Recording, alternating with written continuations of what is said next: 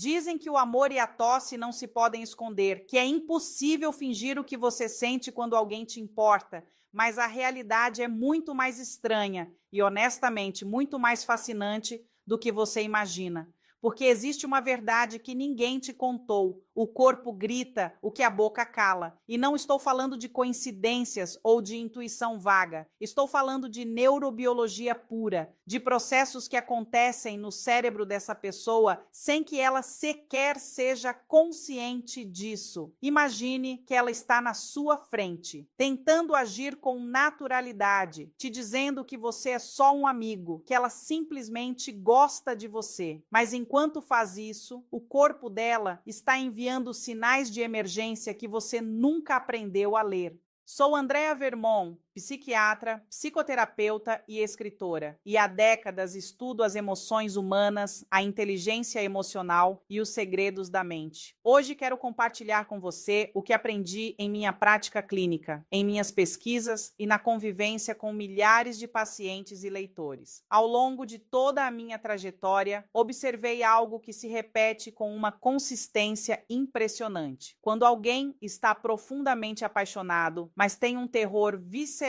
de confessar, o corpo fala o que a voz não consegue dizer. Esses sinais são tão previsíveis, tão consistentes do ponto de vista neurobiológico, que se você souber onde olhar, poderá vê-los com total clareza. Vou te apresentar 4 sinais inconscientes, quase invisíveis, que denunciam uma pessoa que está profundamente apaixonada por você, mas que tem medo de admitir.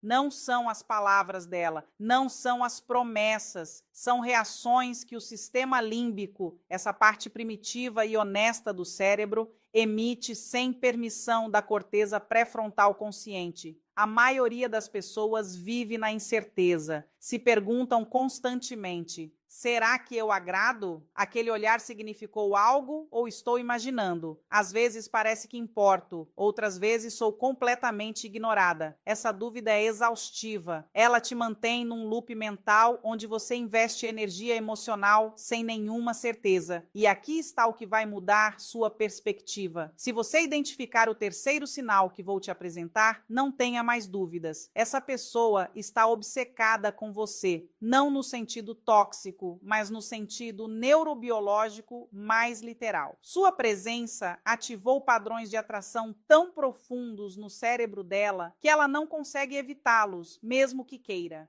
Vou te contar algo que aprendi trabalhando com pacientes ao longo de décadas.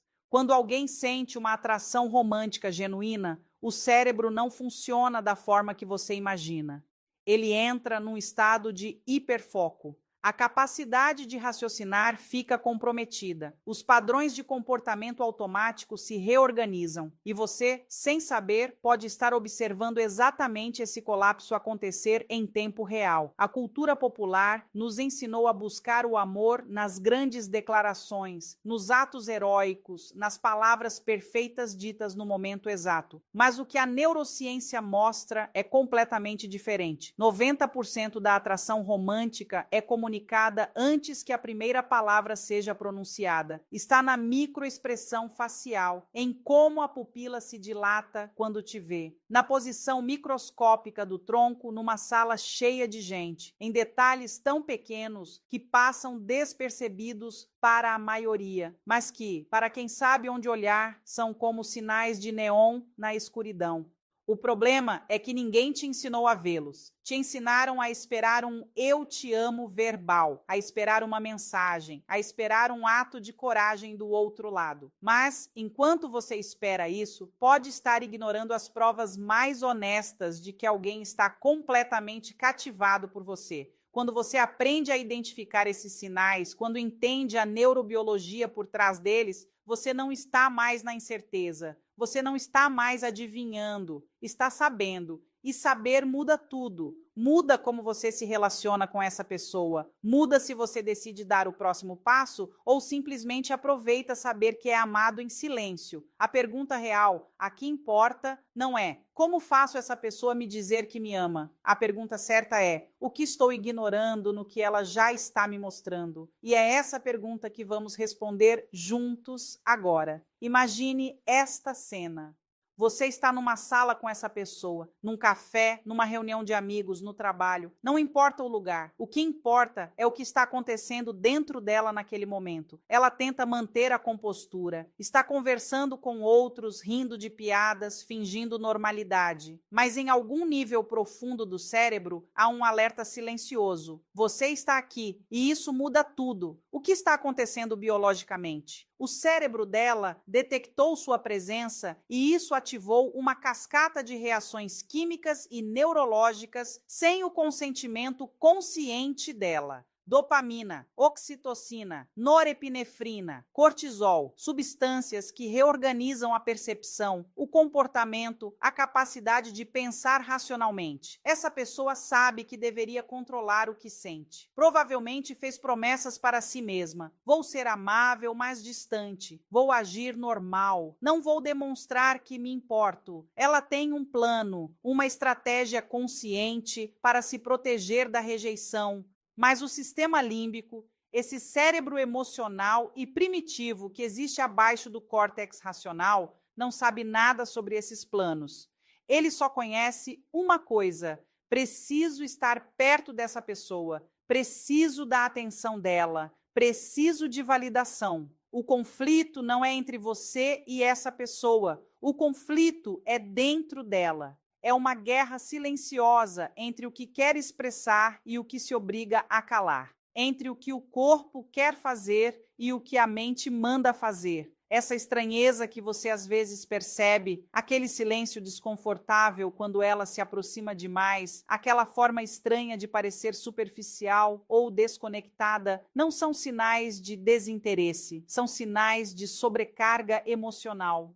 O cérebro dela está tentando processar coisas demais ao mesmo tempo. A sua presença, o medo da rejeição, a necessidade de manter as aparências, a frustração de não poder ser honesta. É como tentar manter uma conversa enquanto resolve um problema matemático complexo mentalmente. Não dá para fazer bem. Quebra, fica estranho. E você, sem saber disso, interpreta essa torpeza como falta de interesse, quando na verdade é o oposto. É interesse demais. Um interesse tão intenso que paralisa. Por que alguém faria isso? Por que não simplesmente te diz? A resposta é uma palavra: medo. Não o medo racional de incompatibilidade. É um medo mais primitivo. O medo da rejeição social, da humilhação, de perder alguém que já é importante, de que ao confessar o que sente, mude tudo e perca até o pouco que já tem. Esse medo é tão real, tão biológico, que paralisa completamente as cordas vocais. O cortisol, o hormônio do estresse, literalmente apaga a capacidade de comunicação verbal quando percebe uma ameaça emocional. É um mecanismo de sobrevivência. Mas, e aqui está o fascinante, enquanto o medo pode paralisar as palavras, ele não consegue paralisar completamente o corpo. O sistema nervoso involuntário, aquele que controla as pupilas, a postura, o ritmo cardíaco, as microexpressões faciais, esse continua funcionando, continua enviando sinais, continua sendo honesto. É como se existissem duas pessoas no mesmo corpo, a consciente que tenta se esconder e a inconsciente que é completamente honesta e desesperada para se conectar. E você, nesse cenário, é o elemento desestabilizador. Sua mera presença desencadeia essa guerra interna. Não porque fez algo errado, mas porque para essa pessoa você é informação de máxima prioridade no cérebro. Quando entras numa sala, tudo o mais se apaga. A atenção dela se redireciona automaticamente para você, mesmo que ela tente resistir. Isso cria um estado neurobiológico específico, hiperfoco. Ela está hiperconsciente de cada movimento seu, de cada gesto, de cada possível reação, enquanto você pode estar completamente alheio a isso. É a assimetria do conhecimento. Você não sabe o quanto é importante para alguém, enquanto essa pessoa está totalmente consciente, num nível inconsciente dessa importância. E essa assimetria gera toda a confusão. Então, o que você está ignorando? Vamos ver agora. Sinal 1. O efeito farol. O olhar de referência. Vocês estão em grupo. Alguém conta uma piada. todos riem. É um momento de alegria compartilhada. E aqui acontece algo que você talvez não perceba se não souber o que buscar. No nanosegundo após a risada, quando a emoção positiva atinge seu pico, para quem essa pessoa olha? Se é para você, especialmente se busca seus olhos e seu sorriso naquele instante preciso, é porque você é a âncora emocional dela, o ponto de referência. Por que isso acontece neurologicamente? O cérebro humano tem um mecanismo de validação emocional muito específico. Quando você experimenta uma emoção positiva, o cérebro busca automaticamente confirmar essa emoção com alguém. É um processo evolutivo profundo. Quando essa pessoa te busca nesses momentos de alegria, está dizendo sem palavras: sua aprovação importa, sua reação valida o que estou sentindo. Isso é mais profundo do que parece. Ela não faz isso com todos, não busca a validação de qualquer pessoa, te busca especificamente a você. Como distinguir de uma coincidência? Observe a consistência. Se acontece uma vez, pode ser acaso. Se acontece várias vezes, em contextos diferentes, é um padrão. E padrões não mentem. Preste atenção também na qualidade do olhar. Não é uma olhada casual, é um contato visual que se sustenta por um instante. É como se dissesse: você viu isso? Você sentiu também? Em minha experiência clínica, esse comportamento também aparece em momentos de vulnerabilidade. Se essa pessoa está nervosa ou insegura, pode te buscar como ponto de ancoragem, como se dissesse: enquanto você estiver aqui, tudo bem. Esse comportamento está tão profundamente inscrito em nossa neurobiologia que é quase impossível fingir. Quando você vê o efeito farol, quando percebe que alguém te busca especificamente nesses momentos pico de emoção, entenda o que está realmente acontecendo. Você está sendo priorizado, não de forma consciente ou deliberada, mas num nível neurobiológico fundamental. Sua existência tem peso no mundo interior dessa pessoa. Sinal 2. A memória de detalhes. Hipernésia seletiva. Passaram-se 3 semanas desde aquela conversa casual no corredor. Foi uma troca breve. Você mencionou, quase de passagem, que gosta de morangos sem chantilly. Uma semana depois, essa pessoa aparece com morangos sem chantilly. Pensei que você pudesse querer, diz ela casualmente, como se não fosse nada. Ou imagine isso, ela esqueceu a própria senha do trabalho 2 vezes esse mês, mas lembra exatamente qual banda sonora você gosta, qual filme você assistiu no fim de semana passado, qual cliente te estressou na reunião de terça-feira. Isso é hipernésia seletiva. É a capacidade do cérebro de criar memória em altíssima definição para informações que ele considera de máxima importância. O mecanismo neurobiológico é este. Quando alguém se apaixona ou está intensamente atraído por outra pessoa, essa pessoa se torna informação de máxima prioridade no cérebro. É como se houvesse um algoritmo neural que diz: este ser humano é importante. Retenha cada detalhe sobre ele. Catalogue. Guarde na memória de longo prazo. Isso acontece através do hipocampo, o centro da memória, e da amígdala, o centro emocional. Quando você experimenta uma emoção intensa associada a uma informação, essa informação é codificada de forma diferente. Não é guardada como memória casual, é guardada como memória significativa. Por isso, alguém pode esquecer detalhes sobre a própria vida, mas lembrar tudo sobre você. A chave para identificar esse sinal é o seguinte: ela retém detalhes sobre você, mas esquece detalhes sobre si mesma ou sobre os outros. Se ela tem boa memória para tudo, pode ser simplesmente um traço pessoal. Mas se especificamente com você, a memória é de elefante, enquanto com outros é normal ou até distraída, é um indicador claro. Ao me aprofundar nesse fenômeno ao longo dos anos, percebi que quando alguém retém esses detalhes, está fazendo uma forma de validação emocional invertida. Ao mostrar que escutou e guardou o que você disse, ela comunica algo profundo. Você merece ser lembrado. O que você diz importa. E o mais fascinante, ela não está fazendo isso conscientemente. É um processo automático. Neurobiologia pura. Não pode ser desligado. Quando alguém te surpreende com algo que você mencionou semanas atrás, entenda o que está acontecendo. Você está sendo armazenado, priorizado, tratado como a informação mais importante no mundo dessa pessoa. Sinal 3, o eixo corporal, pés e tronco, o mais definitivo. Este é o sinal que disse que, se você ver, não precisa mais ter dúvidas. E há uma razão científica para isso. Enquanto o rosto é relativamente fácil de controlar, você pode ensaiar um sorriso, treinar uma expressão, o restante do corpo é um caos emocional, é um reflexo do sistema nervoso, é a verdade saindo pelos poros. Quando alguém está fingindo, o controle consciente se concentra no rosto e na voz, mas os pés, as mãos, o tronco, o eixo corporal em geral, esses ficam relativamente sem supervisão consciente. São como funcionários que não sabem que o chefe está olhando. Então, o que você deve observar? Vocês estão numa conversa. Essa pessoa tenta manter uma distância adequada, tenta ser só uma amiga ou colega, mas olhe para os pés dela, para onde apontam.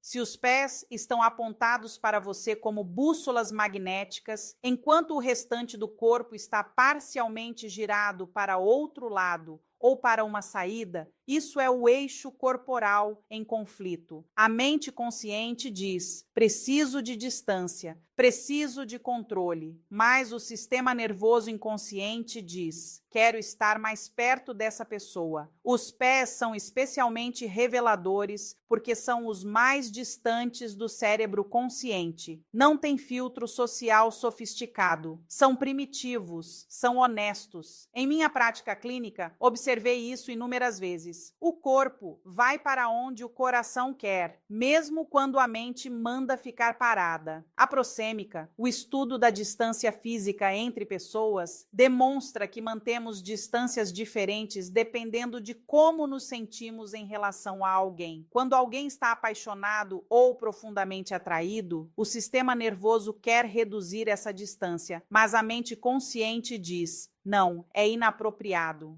E esse conflito aparece no corpo como incongruência postural. O tronco está aqui, mas os pés querem estar lá. O rosto mantém uma expressão neutra, mas os dedos dos pés estão girando na sua direção como se quisessem correr até você. O crucial é este: é impossível controlar os pés e a orientação corporal fundamental, enquanto, ao mesmo tempo, mantém uma conversa normal. Requereria um nível de dissociação ou controle consciente que a maioria das pessoas simplesmente não possui. Não olhe apenas para os pés, olhe para o tronco inteiro. Ela se inclina para você mesmo, tentando parecer distante. Quando você entra numa sala, o corpo dela se reorienta sutilmente na sua direção. Quando se sentam, o tronco gira para você mesmo, que ela depois tente se endireitar. São micromovimentos, pequenos, mas consistentes, e revelam que o magnetismo está lá. O eixo corporal não mente. Sinal 4. O mimetismo involuntário. Efeito espelho.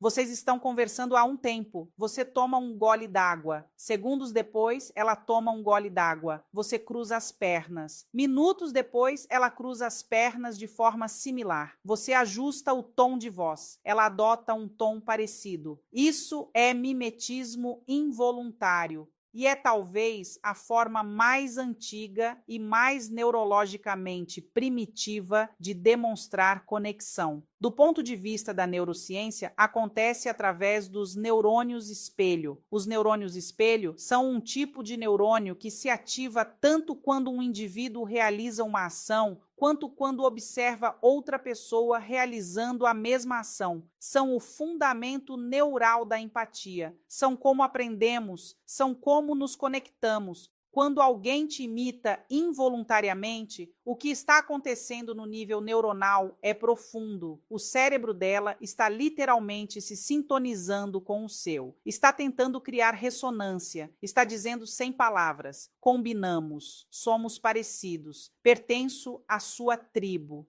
O mimetismo involuntário é especialmente poderoso porque é automático, não é controlado, não pode ser desligado mesmo que a pessoa queira. Como identificar? Busque padrões não incidentes isolados. Se ela bebeu água uma vez depois de você, pode ser coincidência, mas se consistentemente espelha seus movimentos, sua linguagem corporal, seu tom vocal, é um padrão. Preste atenção às expressões faciais. Quando você sorri de certa forma, ela sorri de forma similar. Quando você franze o senho de frustração, ela faz o mesmo. Ouça padrões de fala. Ela começa a usar palavras ou frases que você usa com frequência. A cadência vocal dela se aproxima da sua em conversas mais longas. Em minha observação clínica de pares ao longo de anos, identifiquei que o mimetismo involuntário é mais forte quando há atração romântica do que quando há simplesmente amizade. É um preditor. Por quê? Porque na atração romântica existe uma necessidade biológica de sincronização. O corpo literalmente quer se tornar o do outro. É um nível de conexão que vai além do consciente. Quando você observa alguém te imitando involuntariamente, quando percebe que o cérebro dela está literalmente se sincronizando com o seu, entenda o que está acontecendo. Você está sendo incorporado na identidade dela. Sua forma de ser está sendo absorvida na forma de ser dela. Isso é intimidade, no nível mais profundo. Agora que você conhece os 4 sinais, preciso que entenda algo que a maioria das pessoas nunca chega a compreender. Quando alguém mostra todos ou vários desses sinais, não está simplesmente interessado em você. Não é um você me agrada um pouco. É algo mais profundo, mais perigoso, mais bonito. Essa pessoa está experimentando um colapso neurobiológico. Deixa eu explicar o que isso significa. Quando alguém se apaixona ou experimenta uma atração romântica intensa, o cérebro entra num estado que chamo, com base em décadas de observação clínica, de hiperfoco seletivo. A capacidade de processar informações é literalmente reorganizada. Você se torna o centro de uma órbita mental. Tudo o mais se apaga. Estudos com ressonância magnética funcional demonstram. Quando alguém está apaixonado, as regiões do cérebro responsáveis pelo pensamento crítico, pela avaliação de riscos, pela lógica racional, essas se apagam literalmente. Ao mesmo tempo, as regiões associadas à recompensa, à dopamina, à oxitocina, à sensação de prazer, essas se acendem como fogos de artifício. Isso significa que o cérebro dessa pessoa literalmente não consegue pensar de forma racional quando está perto de você. Não pode avaliar situações com lógica. A capacidade de raciocínio está comprometida, não por fraqueza de caráter, mas por química cerebral pura. Você entende agora por que o silêncio é tão doloroso para essa pessoa? Ela não consegue te dizer o que sente porque o ato de dizer requereria ativar a região da fala consciente. E isso significaria se expor a toda a avalanche emocional que tem tentado conter. O cortisol dispararia, o coração aceleraria, o pânico se instalaria. É mais seguro ficar em silêncio, é mais seguro enviar sinais que só você, se estiver prestando atenção, possa ler. O silêncio dessa pessoa não é vazio, está cheio de ruído, está cheio do ruído de um cérebro que não consegue apagar a obsessão, está cheio da tensão de um corpo que quer se aproximar, mas uma mente que ordena distância. Está cheio da fricção entre a vulnerabilidade e o medo. Aquela estranheza que você percebe, aquele silêncio incômodo quando ela se aproxima demais, aquela forma de parecer estar em outro planeta. Isso não é desinteresse, é o sistema nervoso dela em curto-circuito, porque sua presença está sendo mais estimulante do que ela consegue processar conscientemente. E aqui está o clímax. Se você observou vários desses 4 sinais, não está vendo alguém que simplesmente tem um pouco de carinho por você. Está vendo alguém que está obcecado, no sentido neurobiológico literal. Sua existência ocupa um espaço tão dominante no mapa mental dela que é difícil para ela funcionar normalmente perto de você. Você é o ponto de referência emocional, a informação de mais alta prioridade no cérebro dela. A primeira coisa em que pensa ao acordar, a última antes de dormir. Isso é amor em silêncio. Isso é atração profunda. Isso é o oposto da indiferença. E o fato de ela não ter te dito em palavras não torna menos real, na verdade torna mais real, porque as palavras podem ser manipuladas, podem ser falsas, podem ser ditas sem sentimento real por trás, mas o corpo não mente, o cérebro não mente, os neurônios espelho não mentem, os pés não mentem, os olhos que te buscam nos momentos de alegria não mentem, A verdade está aqui, na linguagem corporal, no comportamento involuntário, na química cerebral que não pode ser controlada. E agora, você sabe, mas ter a informação é uma coisa, saber o que fazer com ela é completamente diferente. E aqui é onde a maioria das pessoas erra. Acredita que deve pressionar, confrontar, exigir uma confissão verbal. Se você realmente me ama, me diga. Isso é um erro que pode destruir completamente o que está começando a se formar. Porque lembre, essa pessoa não está calada porque não sente o suficiente. Está calada porque sente demais. O medo que ela sente é tão real, tão visceral, tão neurologicamente potente que pressionar só vai ativar mais cortisol, mais ansiedade, fazê-la recuar ainda mais fundo dentro de sua carapaça defensiva. O que ela precisa não é de pressão, é de segurança. Passo 1. Valide a conexão sem palavras. Não precisa dizer nada explicitamente, mas precisa enviar sinais que digam: vejo o que você sente e está tudo bem. Não vou te rejeitar. Faça contato visual sustentado. Não agressivo ou exigente, mas caloroso e seguro. Sorria genuinamente. Um sorriso verdadeiro ativa o sistema nervoso parasimpático da outra pessoa. A parte que diz estamos seguros é fisiologia pura. Quando alguém sorri para você de forma genuína, você relaxa. Seja consistente.